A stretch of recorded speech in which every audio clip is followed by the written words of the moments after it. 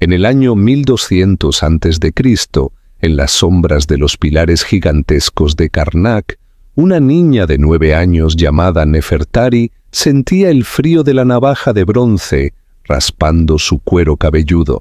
Cada pasada de la hoja arrancaba no solo sus cabellos negros y brillantes, sino también los últimos vestigios de la niña que había sido. 3 días antes, su padre la había traído hasta allí. Le debía al templo una suma que no podía pagar con plata ni con granos, así que pagó con ella, con su propia hija.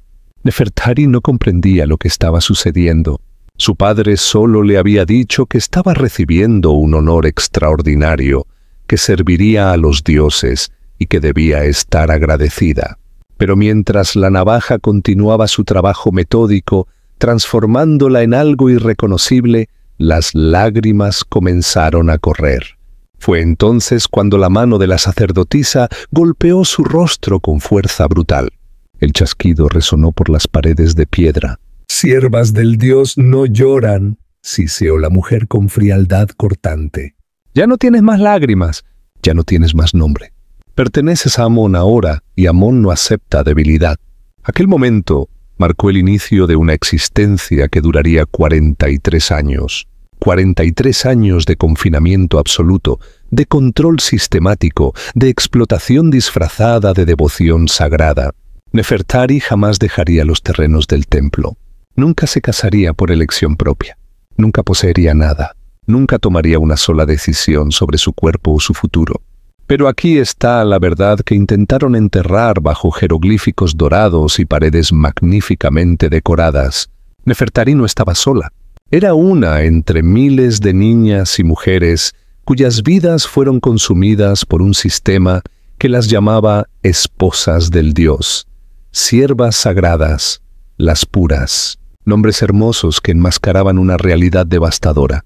Lo que voy a revelar ahora no es ficción inventada para escandalizar. Está documentado en papiros administrativos, en registros de templos, en fragmentos de evidencias que sobrevivieron miles de años. Esta es la historia de cómo la santidad religiosa fue usada como arma contra los más vulnerables. Cuando la mayoría de las personas imagina a las sacerdotisas del antiguo Egipto, ve mujeres elegantes en lino blanco inmaculado, realizando rituales místicos en templos bañados por luz dorada. Esa imagen romantizada no podría estar más alejada de la realidad brutal que esas mujeres enfrentaban. La propaganda antigua funcionó perfectamente atravesando milenios intacta. Vamos a destruirla ahora. El término egipcio más común era Hemet Nether, sierva del dios, o a veces esposa del dios. Había otros títulos que sonaban sagrados. Shemayat significaba cantante o música. Kener era un término general para asistente del templo. Cada título llevaba funciones específicas, pero todos compartían características fundamentales. Control absolute, pérdida total de autonomía, identidades borradas sistemáticamente. Y aquí hay algo crucial que necesita aclararse. Cuando las fuentes antiguas hablan de pureza, se refieren a la pureza ritual, un estado de no estar contaminado por cosas mundanas. Pero esa pureza ritual era impuesta a través de control físico real e invasivo. Las mujeres eran mantenidas puras para los dioses, lo que en la práctica significaba que eran mantenidas disponibles para los sacerdotes que afirmaban hablar en nombre divino. La mayoría de esas mujeres nunca eligió esa vida. Fueron entregadas al servicio del templo cuando aún eran niñas, a través de mecanismos que las privaban de cualquier elección antes incluso de que pudieran comprender lo que estaba sucediendo. Algunas eran prometidas por familias que buscaban favores divinos, necesitaban cumplir votos religiosos o simplemente querían menos bocas que alimentar. Era presentado como un regalo a los dioses, un acto de piedad profunda. Para la niña era abandono permanente. Otras eran entregadas como pago de deudas, exactamente como sucedió con Nefertari. Los templos eran instituciones económicas masivas. Poseían vastas extensiones de tierra, prestaban recursos y cobraban tributos. Familias endeudadas que no podían pagar en bienes materiales pagaban con sus hijas. Era tráfico humano legalmente sancionado, envuelto en lenguaje de devoción religiosa. También estaban las niñas capturadas como tributo de territorios conquistados. Campañas militares egipcias capturaban poblaciones de Nubia, de Libia, del Levante. Entre los cautivos estaban niñas designadas para servicio de templo, transportadas a Egipto y absorbidas por un sistema del que nunca escaparían. La edad en que entraban en el sistema era aterradoramente joven. Registros en papiro mencionan niñas comenzando el servicio con solo 8 o 9 años. Muchas no habían alcanzado la pubertad cuando fueron arrancadas de sus familias. Eran niñas absolutamente incapaces de consentir. Déjame contarte sobre Mutemuya. Tenía 8 años cuando soldados llegaron a su aldea Nubia. Después de que Egipto conquistó la región, los soldados recolectaban tributos: oro, marfil, granos y niños. Mutemuya fue seleccionada junto con otras 12 niñas. Atadas con cuerdas, marcharon hacia el norte. Un viaje de cientos de kilómetros que duró semanas enteras. Mutemuya no hablaba egipcio. No entendía hacia dónde la estaban arrastrando. Lloró constantemente hasta que un guardia la golpeó y gruñó que llorar estaba prohibido. Aprendió a llorar en silencio, tragando los sollozos hasta sentir que su pecho estallaría. Al llegar a Tebas fue asignada al templo de Mut, diosa asociada con la maternidad. La ironía solo se volvería clara años después. Cuando comprendiera que servía a una diosa de las madres mientras se le negaba cualquier posibilidad de convertirse en una, el proceso que transformaba niñas como Nefertari y Mutemuya en propiedad institucional fue diseñado con precisión psicológica calculada. Al ser asignada al servicio, la niña pasaba por rituales para borrar su identidad anterior. El primero era la purificación por el agua. La niña era llevada a un lago sagrado, desnudada y lavada repetidamente con agua mezclada con natrón, un compuesto de sal. Pero aquí las cosas se vuelven profundamente perturbadoras. Esos baños de purificación eran exámenes invasivos disfrazados de ritual. Sacerdotes inspeccionaban el cuerpo de la niña para asegurar que era físicamente pura.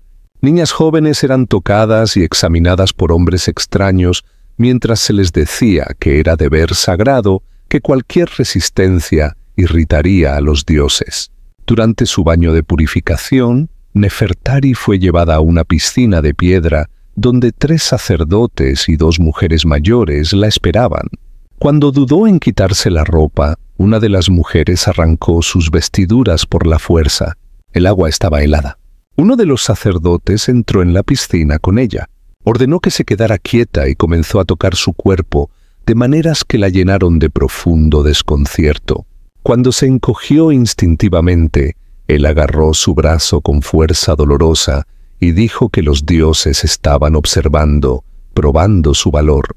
Nefertari se congeló de terror, soportando todo en un silencio sepulcral.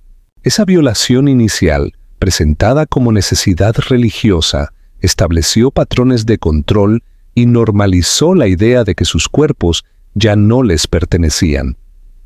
Después de los baños, venía el ritual de raspado. La cabeza de la niña era completamente rapada. Lo justificaban como una forma de mantener pureza ritual, pero servía a propósitos psicológicos devastadores. El cabello era parte de la identidad. Removerlo era marcador visible de transformación, eliminación de la individualidad. Cuando Nefertari se vio en un espejo de bronce después, no se reconoció. Aquella extraña en el reflejo no era Nefertari, era lo que el templo había creado. El raspado era acompañado por el renombramiento. El nombre de nacimiento era retirado y sustituido por un nombre elegido por las autoridades del templo. Nefertari fue renombrada Nefernebit, bella es la dama. Su nombre de nacimiento fue declarado muerto. El nombre que su madre le había dado, que la conectaba a su familia, fue prohibido para siempre. El renombramiento completaba la muerte simbólica del yo anterior de la niña. Ya no era hija de su padre. Era nueva creación hecha por y para el templo. Pero es aquí donde el proceso toma rumbo aún más sombrío. Después de purificación y renombramiento, venía lo que las fuentes describen como ceremonia de matrimonio divino. Las niñas eran simbólicamente casadas con el dios que servirían. La ceremonia era presentada como honor supremo. La niña era vestida con trajes de novia, presentada ante la estatua del dios y pronunciaba votos de servicio eterno. Déjame describir lo que Mutemuya vivió durante su matrimonio divino con Mut en Tebas. Tenía 10 años. Fue vestida con lino blanco fino, su cabeza calva cubierta con peluca de trenzas elaboradas, adornada con joyas. Fue llevada al santuario interno, sala de piedra oscura dominada por la estatua maciza de la diosa. El sumo sacerdote comenzó a cantar en lenguaje ritual, como si fuera la propia voz de Mut. Habló sobre que Mutemuya era elegida, bendecida, tomada como esposa. Entonces Mutemuya fue instruida a repetir votos. Me entrego a Mut, mi cuerpo es su templo, mi vida es su propiedad. Serviré en pureza y obediencia para siempre. Ella repitió las palabras sin elección, sin entender completamente lo que estaba prometiendo. Los sacerdotes testificaron y registraron el matrimonio divino. Mutemuya era ahora legalmente propiedad del templo. Este matrimonio divino no era solo simbólico. Tenía consecuencias legales y sociales devastadoras. Una niña casada con un dios nunca podría casarse con un hombre. Esa opción estaba cerrada permanentemente. No podía tener hijos reconocidos como legítimos. No podía heredar ni poseer propiedades. No podía dejar el servicio del templo. Estaba presa de por vida a la institución que ahora la poseía. La vida dentro del templo para esas siervas era estructurada, controlada y aislada de maneras diseñadas para impedir cualquier posibilidad de fuga o resistencia. Nefertari despertaba antes del amanecer en dormitorios comunitarios donde mujeres jóvenes vivían hacinadas bajo supervisión constante. La privacidad no era permitida. Después de despertar, pasaban por la purificación matutina vistiendo trajes simples de lino blanco que marcaban su estatus. Seguían hacia tareas designadas. Para la mayoría eso significaba horas de trabajo repetitivo. Tejer lino, preparar ofrendas, moler granos, todo enmarcado como servicio sagrado.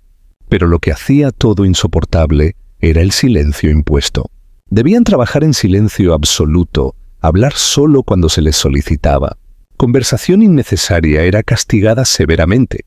El silencio las impedía formar lazos, manteniéndolas aisladas incluso cuando estaban rodeadas por otras. La amiga más cercana de Nefertari era una niña llamada Takayat. Trabajaban lado a lado en los telares. No debían conversar, pero a veces susurraban rápidamente. Un día la supervisora se dio cuenta. Se acercó silenciosamente por detrás de Takayat y la golpeó en la nuca con vara de madera. La niña fue arrastrada hacia afuera mientras la supervisora anunciaba fríamente: «Esto es lo que pasa con aquellas que rompen el silencio». Takayat desapareció por 3 días. Cuando volvió, no hablaba más, ni siquiera en susurros. Sus ojos estaban muertos, vacíos. 2 meses después desapareció completamente. La supervisora anunció que Takayat fue encontrada impura y devuelta a los dioses. Nadie fue informado sobre lo que eso significaba, pero todas entendieron el mensaje perfectamente. La vigilancia iba más allá. Las mujeres eran observadas constantemente. Los movimientos eran restringidos. El contacto con familiares era prohibido. Y el control se profundizaba aún más. Eran sometidas a inspecciones regulares para garantizar pureza ritual. Esas inspecciones, conducidas por sacerdotes, involucraban exámenes íntimos de sus cuerpos. Nefertari había aprendido la técnica de disociación. Dejar su cuerpo, durante esos exámenes, dejar su mente, ir a otro lugar, mientras su cuerpo era invadido. Mujeres que mostraban señales de infelicidad o resistencia eran castigadas con más trabajo, privación de comida o golpizas brutales. Lo que hacía la fuga imposible era que esas niñas eran llevadas tan jóvenes que no tenían memoria de la vida afuera, ni habilidades para sobrevivir solas. Estaban atrapadas por la psicología y por la economía tanto como por muros de piedra. Junto con la rutina diaria, venían entrenamiento y adoctrinamiento constantes. Se les enseñaba que eran bendecidas, que los sacerdotes hablaban con autoridad divina incuestionable. Se les enseñaba que sus cuerpos eran templos, lo que suena espiritual hasta que entiendes cómo era usado. Si tu cuerpo es templo del Dios, entonces sacerdotes actuando en nombre del Dios tienen acceso a ese templo. Cuando Mutemuia tenía 16 años, algo sucedió. Llevaba 8 años en el templo, pero no había olvidado las canciones nubias de su madre. Una noche comenzó a cantar bajito en su lengua nativa. Una mujer mayor la oyó y la denunció inmediatamente. A la mañana siguiente, Mutemuia fue arrastrada ante el sumo sacerdote. Él la golpeó en el rostro con fuerza. «No tienes madre», dijo él con frialdad cortante. «No tienes otra lengua sino la de los dioses que sirves. No tienes memorias excepto las que nosotros te damos». Mutemuia fue encerrada en un depósito por 7 días. Cuando salió estaba completamente quebrada. Nunca más cantó canciones nubias. Ciertas mujeres, especialmente las designadas como esposas de Dios, tenían papeles en lo que las inscripciones llaman unión sagrada. Esos rituales supuestamente eran recreaciones de eventos mitológicos para garantizar fertilidad de la tierra. El lenguaje usado para describirlos es elaborado y metafórico, pero déjame decirte lo que realmente involucraban. Sacerdotes de alto rango, especialmente el sumo sacerdote, afirmaban encarnar al Dios durante ciertas ceremonias. Vestían trajes representando a la divinidad y realizaban actos descritos como el Dios actuando a través de ellos. Mujeres designadas para unión sagrada eran preparadas, llevadas a santuarios internos e informadas de que estaban a punto de recibir bendición del Dios. Se les decía que resistencia irritaría al Dios y traería catástrofe a todo Egipto. Y entonces los sacerdotes, alegando ser receptáculos del poder divino, ejercían lo que afirmaban ser derechos del matrimonio divino con esas mujeres. Seamos absolutamente claros. No eran encuentros consensuales. Eran encuentros coaccionados entre hombres poderosos y mujeres impotentes, condicionadas desde la infancia a creer que sus cuerpos pertenecían a los dioses. Cuando Nefertari fue seleccionada para su primer ritual de unión sagrada, tenía 14 años. Le dijeron que el propio Amón la bendeciría. En la noche del ritual fue llevada al santuario interno. El aire estaba pesado con humo de incienso que hacía difícil respirar. El sumo sacerdote, usando máscara elaborada, se acercó a ella y dijo que debía someterse completamente. Nefertari no entendió inicialmente. Quedó congelada mientras las manos del sacerdote se movían para remover sus vestiduras. Entonces entendió e intentó retroceder instintivamente, pero otros sacerdotes la sujetaron. El sumo sacerdote dijo que no podía rehusar al Dios, que resistencia era blasfemia. Lo que ocurrió a continuación fue llamado unión sagrada, registrado como conclusión exitosa de ritual religioso. Pero Nefertari sabía que no era sagrado. Era violación disfrazada de religión. Algunas mujeres pasaban por esas uniones sagradas repetidamente a lo largo de años. Y lo que hace esto aún más perturbador es que algunas tenían hijos como resultado. Los niños eran considerados bendecidos, pero también eran prueba de lo que había sucedido con sus madres. Las hijas seguirían a sus madres en el servicio del templo. Los hijos serían entrenados como sacerdotes. El sistema se reproducía perpetuamente. A los 16 años, Nefertari se dio cuenta de que estaba embarazada.